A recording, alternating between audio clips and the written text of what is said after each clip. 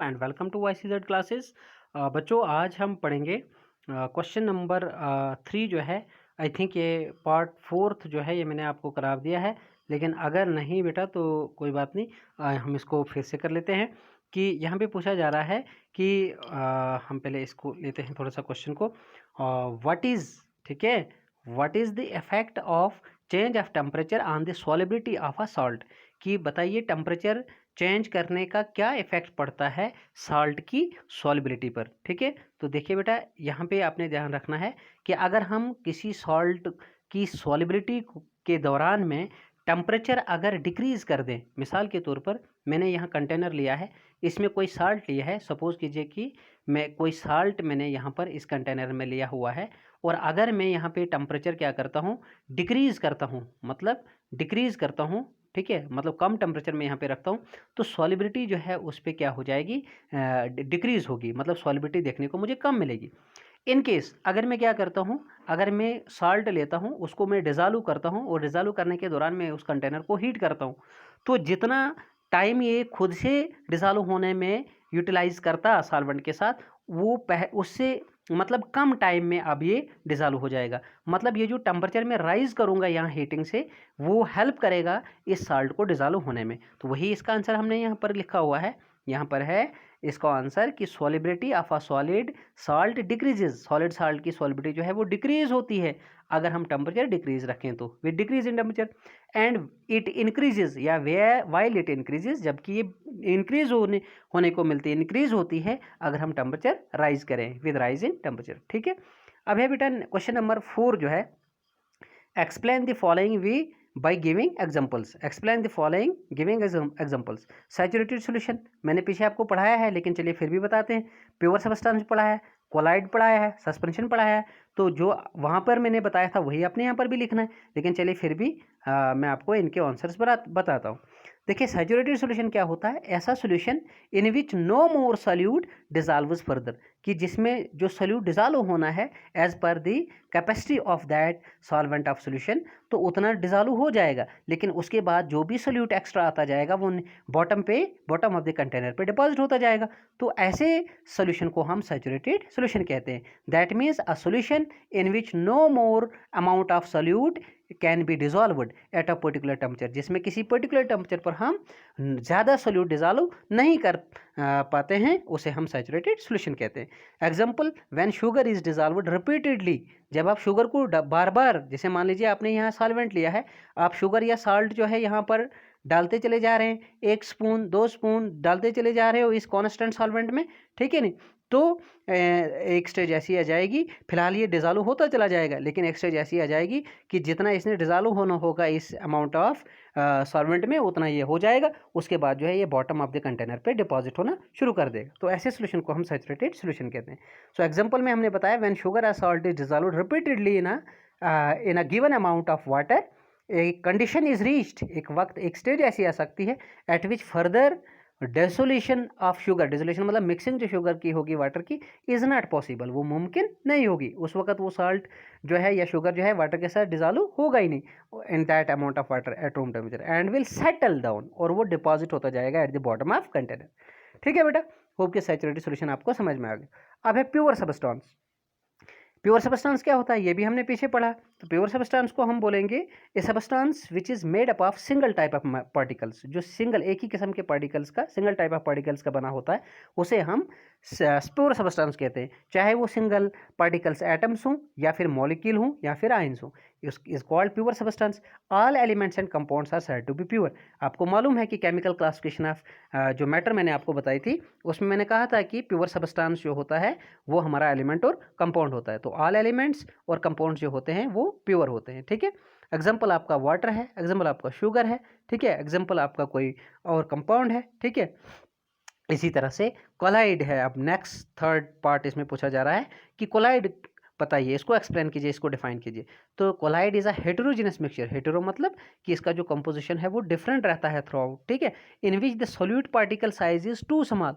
Collide एक heterogeneous mixture है जिसमें सोल्यूट के पार्टिकल का साइज जो है वो इतना छोटा होता है कि हाँ वो अब हमारी आंख से देखा नहीं जाता है, हाँ, बट इज बिगर एनफ, लेकिन वो अच्छा बड़ा होता है किसके लिए? कि लाइट को स्कैटर करने के लिए। जब मैंने आपको पीछे जो है वो टिंडॉल इफेक्ट बताया था, तो वहाँ पर मैंने आपको बताया था कि टिंडॉल इफेक्ट को देखने के लिए जब जॉन टिंडाल ने ये तीनों सॉल्यूशंस लिए थे, ट्रू सॉल्यूशन, कलाइड और सस्पेंशन, तो ट्रू सॉल्यूशन में उसको पाथ विजिबल बिल्कुल भी नहीं हुआ था, वेयर एज कलाइड में ये path of the beam of light जो है वो उसको विजिबल हुआ था, और सस्पेंशन में तो ज़्यादा ही हुआ था क्योंकि वहाँ पर पार्टिकल का साइज सबसे ज़्यादा था। ठीक है बेटा, तो बट इज बिग एनफ है ये पार्टिकल का साइज कोलाइड का लाइट को स्कैटर करने के लिए, तो it is known as colloid. There are two phases, or you can say two states, two components of a colloidal solution. What are these? These are dispersed phase. dispersed phase होता है, solute particles are said to be dispersed phase.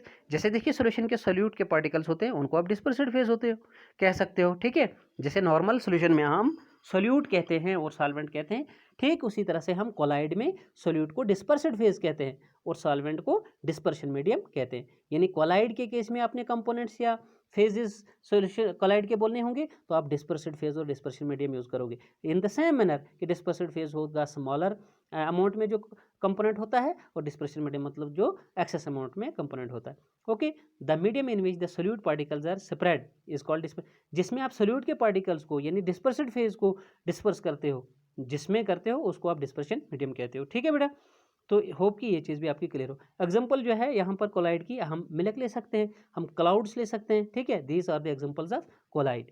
ठीक है, या जैसे suppose करो कि आपका collide जो है वो क्या कहते हैं एग एल्बुमिन को आप ले लीजिए। एग एल्बुमिन को भी आप जो है क्या कर सकते हो, सोल्यूशन कर सकते हो, कोलाइड कर सकते हो वाटर वगैरह के साथ मिक्सअप करके, वो भी एक कोलाइडल सोल्यूशन बनेगा। नेक्स्ट है बेटा सस्पेंशन। सस्पेंशन क्या होता है? सस्पेंशन ये भी एक हेटेरोजेनस मिक्सचर है in which the solute particles do not dissolve, जिसके सोल्यूट के पार्टिकल जो है वो डिजॉल्व नहीं होते बट रिमेन सस्पेंडेड, सिर्फ वो वहाँ पे लटके हुए रहते हैं सॉल्वेंट में थ्रू आउट दी बल्क मतलब होल ऑफ द मीडियम जो सॉल्वेंट का रहता है उसमें वो सिर्फ सस्पेंडेड ही रहते हैं, लेकिन वो डिजॉल्व वहाँ पे सॉल्वेंट के साथ नहीं करते। जैसे मान लीजिए सैंड इन वाटर, ठीक है, थोड़ी देर के लिए जैसे आपने सैंड को वाटर में तो मिक्सअप किया, लेकिन आपको लगेगा कि ये इसके साथ कंप्लीटली मिक्स हो गया, लेकिन जब आप उसको अनडिस्टर्ब रखते हो तो सैंड जो है वो अलग से बॉटम पर डिपॉजिट हो गई होती है और वाटर जो है वो अलग होता है। ठीक है, तो वो एक हेटेरोजेनस मिक्सचर होता है। ठीक है, तो कहने का मतलब ये है कि वो एक सस्पेंशन है, उसके पार्टिकल का साइज जो है वो बिगर होता है, यानी वो ग्रेटर देन 1000 नैनोमीटर होता है जो मैंने आपको बताया। ठीक है, वो remain suspended in the bulk means whole of the medium. Particles of suspension are visible, याद रखना सस्पेंशन के जो पार्टिकल्स होते हैं बेटा वो विजिबल होते हैं टू द नेक्ड आई, हम अपनी आंख से उसको पहचान सकते हैं कि ये सस्पेंशन के पार्टिकल है। जैसे अगर आप सैंड इन वाटर को बनाओगे ना एज अ सस्पेंशन, तो वहाँ पर वो सैंड के पार्टिकल जो हैं वो आपको आंख से ही दिख जाएंगे। ठीक है, माइक्रोस्कोप की ज़रूरत ही नहीं पड़ेगी। तो example mixture of sand water and muddy water. ठीक है, तो अगर आप ये मिक्सचर 3 का लोगे आप आराम से पहचान सकते हो कि ये मड्डी वाटर का पोर्शन है, ये वाटर है और ये सैंड है इसका। ठीक है, तो अलग अलग से ये जो है वो डिस्टिंक्टली जो है यहाँ पर क्या होंगे, वो सेपरेट होंगे। ठीक है, होप कि ये चीज़ आपकी क्लियर हुई।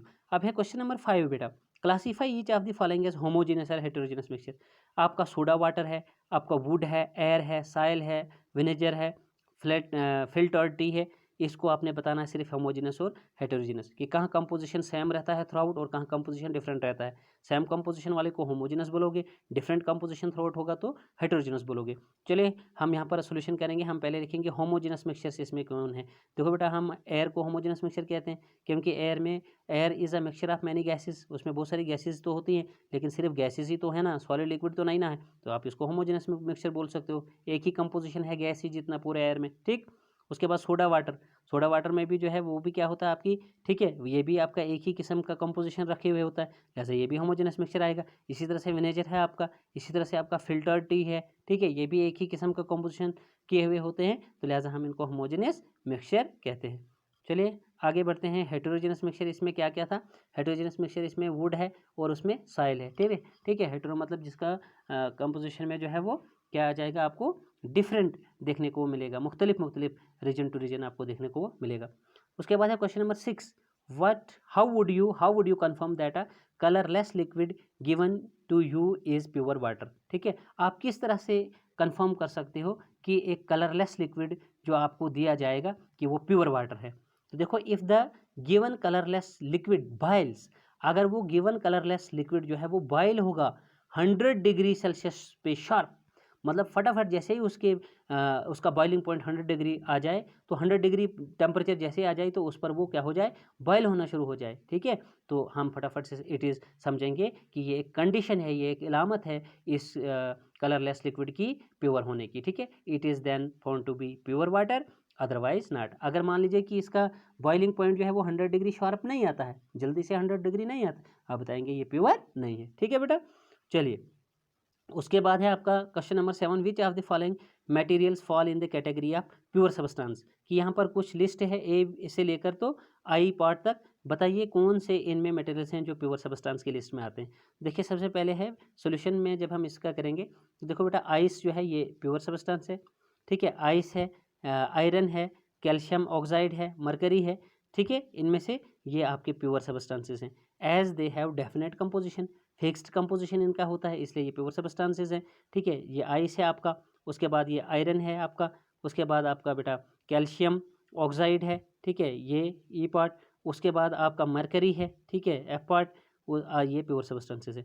उसके बाद अगर आप मिल्क की बात करोगे, ये कोलाइड है, मिल्क एक कोलाइड है। ठीक है, मिल्क एक इमल्शन भी है। ठीक है, हाँ ये है ऑयल इन वाटर इमल्शन। ठीक है, जिसमें ऑयल डिस्पर्स्ड फेज होता है और वाटर जो है वो ऑयल मतलब लिक्विड फैट जो वहाँ पर होता है वो ऑयली पार्ट वो डिस्पर्सिड फेज होता है सॉल्यूट की तरह, और उसका वाटर जो है वो डिस्पर्सिड मीडियम होता है। ठीक है, तो so it is a hydrogenous mixture. उसके बाद है हाइड्रोक्लोरिक एसिड HCl। ठीक है, HCl जो है ये भी आपका क्या है, mixture of hydrogen chloride gas and water है। ठीक है, तो ये भी आपका बेटा क्या है, हाइड्रोजनस मिक्सचर है। उसके बाद है question number 8, identify the solutions among the following mixtures, कि सॉइल है, सी वाटर है, एयर है, कोल है, सोडा वाटर है। आप बताइए, आइडेंटिफाई कीजिए इनमें से सॉल्यूशंस कौन है, identify the solutions among the following. ठीक है, तो अगर हम यहाँ पर बात करेंगे, इस क्वेश्चन का आंसर करेंगे, तो यहाँ पर आपको देखने को मिलेगा सी वाटर सॉल्यूशन है, air mixture of many gases solution है, सोडा वाटर सॉल्यूशन है, होमोजेनस मिक्सचर, कोल, साइल। ठीक है, ये आ गया आपका, और हेटेरोजेनस। ठीक है, हेटेरोजेनस सॉल्यूशन। ठीक है, ये होमोजेनस मिक्सचर, कोल, साइल वगैरह जो है ये आपका हेटेरोजेनस मिक्सचर। तो बेटा आज के लेक्चर में हम इतना ही पढ़ेंगे। ठीक है, होप कि पूरा लेक्चर आपको समझ में आया हो। और दूसरी चीज़ मैं आपको बताना चाहूँगा, अगर आप मेरे चैनल पे नए हैं, अभी तक आपने चैनल सब्सक्राइब नहीं किया है, फटाफट से जो है वो चैनल को सब्सक्राइब कीजिए। ठीक है, और पास में दिए गए बेल आइकन को भी प्रेस कीजिए, ताकि इन फ्यूचर कोई वीडियो अपलोड होता है तो उसका नोटिफिकेशन आप तक ज़रूर पहुँच जाए। बट आज के लेक्चर में इतना ही। Good bye, take care, stay fit and stay safe.